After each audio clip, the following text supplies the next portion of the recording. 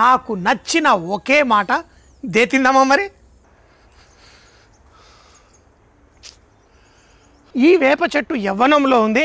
ఈ చెట్టు పేరు చూమినార్, ఎందుకంటే నోట్లో పెట్టి నములుతాం కదా, అందుకే చూమినార్. ప్రతి వేప చెట్టు పళ్ళు తోముకోవడానికి పనికిరాదు. ఇది మర్గోసా ఫ్యామిలీకి మన ఇండియన్ నీము.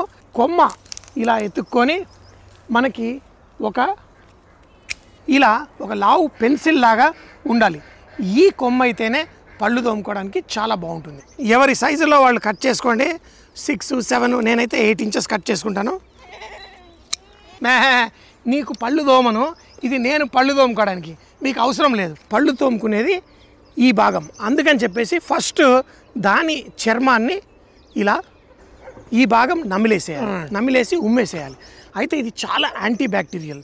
మనకి నోట్లో ఉన్న క్రిములన్నీ ఉదయం పూట ఈ చేదు రసంతో చచ్చిపోతాయి.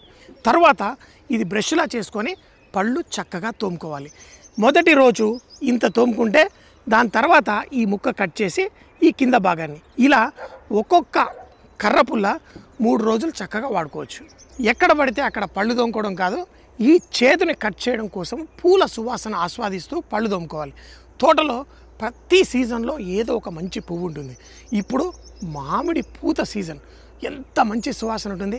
అలా మామిడి చెట్టు పక్కన నుంచొని ఆ పూలను చూసుకొని నములుకుంటూ బ్రష్లా తయారు చేసుకుందాం. ఇంకొక సీక్రెట్ ఉంది చెప్పన. చొంబట్టుకొని నీళ్ళు తీసుకుపోయి ఇది నములుతూ ఉంటే ఈ పిచ్చిన కొడుకులకి సిగరెట్లు అవసరం చూడండి పొద్దుగాల, అదేం అవసరం ఉండదు. చొంబట్టుకొని ఇది పట్టుకొని వెళ్తే చాలు, ఆటోమేటిక్గా వచ్చేస్తుంది. ఈ వేప పుల్ల చూడండి ఎంత చక్కగా బ్రష్ లాగా అయిపోయిందో. చాలా దేశాల నుంచి మన భారతీయుల పళ్ళు ఇంత అందంగా ఉన్నాయా అంటే అని రీసెర్చ్ చేసి ఈ వేప పుల్లలు వాళ్ళకి దొరక్కపోతే తర్వాత బ్రష్లు తయారు చేసుకున్నారు. ఇంతేకాదు పళ్ళు గట్టిగా ఉండడానికి ఇది బాగుంటుంది. ఈ వేప బ్రష్ తోటి ఒక టూత్పేస్ట్ వాడేవాళ్ళు. టూత్పేస్ట్ చేయడానికి ఈ అలోవెరా దానిపైన తొక్క తీసేసి దీన్ని మనం రోట్లో వేసుకోండి. మనం కబాబులు అవన్నీ చేసుకుంటాం కదా, దాని బొగ్గు. అలాగే దీంట్లో కొంచెం కొబ్బరి నూనె మంచిగా దంచేసుకొని పేస్ట్లా తయారు చేసుకోండి.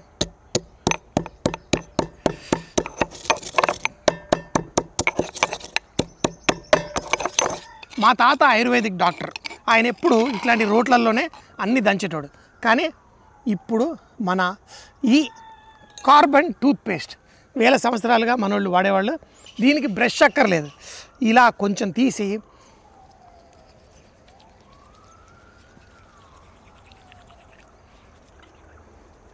నాకు ఇంకొక సీక్రెట్ టూత్పేస్ట్ క్వీన్ విక్టోరియా వాడుతుంది. ఆ రెసిపీ ఏంటో తెలుసుకోవాలి. ఎందుకంటే నేను వాడేవి పళ్ళు స్ట్రాంగ్గా పళ్ళు మెరుస్తూ చేస్తాయి, కానీ తను వాడేది నాలుక బాగా స్ట్రాంగ్గా చేస్తుంది. అందులో నుంచి వచ్చే మాటలు ఇట్లా గుచ్చుకుంటే ఎమోషనల్ డ్యామేజ్ చేసేస్తాయి. ఆ రెసిపీ కూడా ఏంటో తెలుసుకోవాలి. తెల్ల పళ్ళ కోసం నల్ల మసాలా చూశారు, కానీ ఈ కొబ్బరి పుల్లలతోటి మనం పనసాకుని కోన్స్లా గుచ్చి దాంట్లో తెల్లటి ఇడ్లీలు తిందాం. సో మరి పనసాకు దగ్గరికి వెళ్దాం. అక్కడ ఒక చిన్న పనసకాయ వచ్చింది. తర్వాత ఆ పనస పొట్టుతో బిర్యానీ తినొచ్చు. అంతేకాకుండా ఆ పనస పండు వచ్చింది అనుకోండి, దాని రుచి సూపర్గా ఉంటుంది పండిన తర్వాత. అయితే ఏం చేస్తున్నాం ఇక్కడ, ఈ పనస ఆకు ఇలాంటి కొంచెం పెద్ద పెద్ద ఆకులు తీసుకొని మనం ఒక కోన్ తయారు చేసుకుందాం. పనస ఆకులు ఏవైతే ఉన్నాయో వాటిని ఇలా కోన్లా చేసుకోవాలి. చూడండి, ఈ కిందని ఇట్లా ప్రెస్ చేసేసి తర్వాత ఈ ఆకుని ఇలా వేసి కొబ్బరి ఆకుకున్న ఈ పుల్లలు తయారు చేసుకొని దీన్ని ఇలా గుచ్చి ఇలా ఇరక్కొట్టేసి చూడండి, ఇప్పుడు మనకి కోన్ తయారైంది. ఇలాంటి కోన్స్ తయారు చేసుకొని మనం ఈరోజు స్టీమ్స్ చేసుకుందాం ఇడ్లీలు. ఇంకొక టెక్నిక్ ఏంటంటే ప్రాసెస్ ఇదే, కానీ మనకి వేప ఆకు ఎండిపోయిన ఈ పుల్లలు ఉంటే అది చాలా ఈజీగా ఉంటుంది. దాన్ని కూడా ఇలా గుచ్చి మరో పక్కకి ఇలా తీసి ఈ పుల్లని టుపుక్కు ఇరక్కొట్టండి. చూడండి, కోన్ రెడీ. మంచి పనసాకు వేప పుల్ల కొబ్బరి పుల్ల సువాసన ఎంజాయ్ చేద్దాం. ఇక్కడ రాళ్ళు దాంట్లో కొంచెం నీళ్లు పోసి పెట్టాను, ఎందుకంటే దీనిపైన మన ఈ కోన్స్ పెట్టి స్టీమ్ చేసుకుందాం. పాతకాలంలో వాళ్ళు రకరకాల టెక్నాలజీ యూజ్ చేసేవాళ్ళు. అప్పటి టెక్నాలజీ సూపర్గా ఉండేది.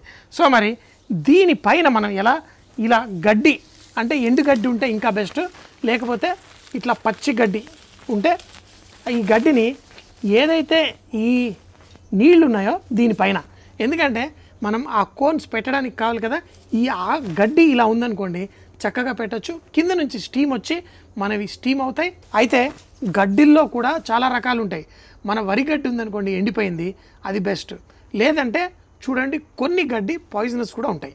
పనసాకు అన్నీ ఇట్లా గడ్డిలో గుచ్చేసి నీళ్లు కింద ఉన్నాయి. ఇప్పుడు ఒక్కొక్క పనసు ఆకు లోపల మనం ఈ పిండి మిశ్రమాన్ని వేసుకోవాలి. వేసుకొని దాన్ని లైట్గా అడ్జస్ట్ చేయండి. లోపల నుంచి స్టీమ్ బయటకు వస్తుంది. ఆ స్టీము ఈ ఇడ్లీని కుక్ చేస్తుంది.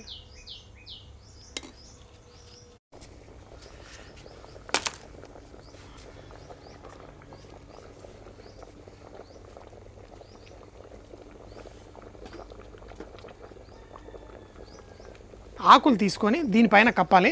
ఈ కొమ్మ ఈ కాడ సైడ్ దాన్ని ఇలా ఇరక్కొట్టండి. ఇరక్కొట్టినప్పుడు అది చక్కగా బెండ్ అయ్యి స్టీమ్ని లోపల రిటైన్ చేస్తుంది. చక్కగా కవర్ చేసేద్దాం.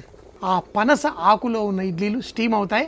ఇడ్లీలో బోల్డ్ అన్ని పౌష్టిక విలువలు ఉంటాయి. కానీ దాంతోపాటు కొబ్బరి చట్నీ, సాంబార్ ఇలాంటివి తినాలి, ఎందుకంటే అప్పుడే అది కంప్లీట్ అవుతుంది. సో ఇక్కడ కారప్పొడి ఏదైతే ఉందో నేను ఆల్మోస్ట్ 25 ఇంగ్రీడియంట్స్ వాడి ఈ కారప్పొడి తయారు చేశాను. నెయ్యి పోసుకోండి. గుంతలో నెయ్యి, గుంత బయట నెయ్యి. మనతో అట్లుంటుంది. మరి ఇంకేం కావాలి? జీవితంలో ఇంకేమైనా కావాలా? ఏం అక్కర్లేదు, సూపర్గా ఉంటుంది. బక్కగా ఉంటే బక్కగా ఉన్నావు అంటారు, జర లావెక్కితే మళ్ళీ బలుస్తున్నావు అంటారు. మంచి వర్డ్స్ వాడతలేరు అసలు పబ్లిక్ నా మీద.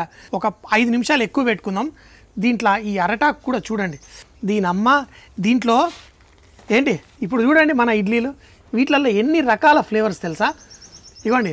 ఒకటి న్యాచురల్గా ఆ ఎర్తీ ఫ్లేవర్, మన గడ్డి దాంట్లో నుంచి ఫ్లేవర్ బయటకు వస్తుంది. అట్లాగే ఈ పనసాకు ఉంది, దాంట్లో నుంచి ఒక అద్భుతమైన సువాసన మన ఇడ్లీలకు వస్తుంది. ఇన్ని ఇడ్లీలు చూస్తే మన మనసుకి వచ్చేది ఒకే ఒక్క మాట. ఏంటి? నాకు నచ్చిన ఒకే మాట. దే తిందామా మరి? ఏముంది, చాలా సింపుల్. వెనక ఇట్లా పుల్ల గుంజాల, ఇలా తిప్పితే మన ఇడ్లీ చూడండి ఎలా పర్ఫెక్ట్. ఈ ఆకును పక్కన సైడ్లో వేయండి. మరి ఈ చక్కటి నెయ్యి, మన కారప్పొడి, 20 రకాల ఇంగ్రీడియంట్స్ కారప్పొడిలో ఇట్లా ఈ ఇడ్లీని తుంచండి, ఇలా అనండి. జీవితంలో కొన్ని ఉంటాయి, అది పుణ్యం చేసుకున్న వాళ్ళకే దక్కుతుంది. ఆ పుణ్యం ఎలా చేసుకోవాలి ఎవడు చెప్పలేడు. ఏదో నేను చేసుకున్నాను, నా అదృష్టం ఇలా కలిసి వచ్చింది.